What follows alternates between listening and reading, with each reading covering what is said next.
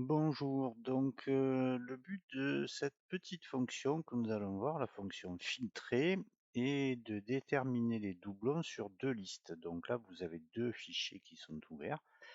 Vous voyez qu'il y a des noms qui se répètent, d'autres non, et le but, donc à l'intérieur d'un troisième, c'est de trouver les doublons sur ces deux listes. Donc on va ouvrir un nouveau fichier, donc là il est déjà ouvert, il est ici.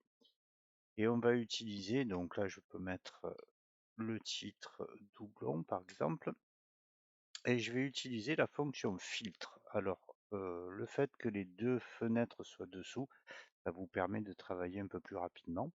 Donc, première étape, je vais aller sélectionner le tableau, un des deux tableaux. Donc, si je prends ça, voilà, je rajoute le petit point virgule, je rajoute la fonction nb.si, une parenthèse, je vais chercher le deuxième tableau. Donc en gros, je vais compter par rapport au premier tableau combien il y a de noms qui se répètent à l'intérieur du deuxième. Je rajoute un point virgule au niveau de la fonction nb.si et je vais de nouveau sélectionner la première série et je ferme avec deux parenthèses. Donc là, comme ça, vous voyez la fonction qui semble compliquée parce qu'elle est sur deux fichiers. Naturellement, vous pouvez le faire sur deux feuilles différentes. Mais bon, la plupart du temps, quand vous comparez, c'est pour comparer des fichiers.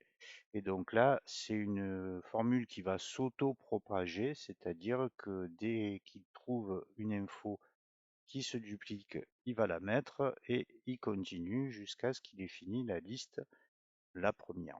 Je valide avec entrée et là, donc, je vais essayer d'afficher mes trois fichiers en même temps. Voilà, le premier, le deuxième et le résultat. Donc Cassandra, on voit qu'elle apparaît deux fois. Voilà, comme ça, sans aller cliquer. Donc Cassandra apparaît deux fois. Eric, il apparaît une fois ici, une fois ici. Sylvie qui apparaît ici et ici. Cédric, à peu près sur la même ligne, le Julien, le Anaïs, le Emmanuel. Voilà, donc vous voyez que ça fonctionne très bien. Alors naturellement, si les classements étaient différents, ça marcherait tout aussi bien. Voilà, je vous remercie, à la prochaine vidéo. Au revoir.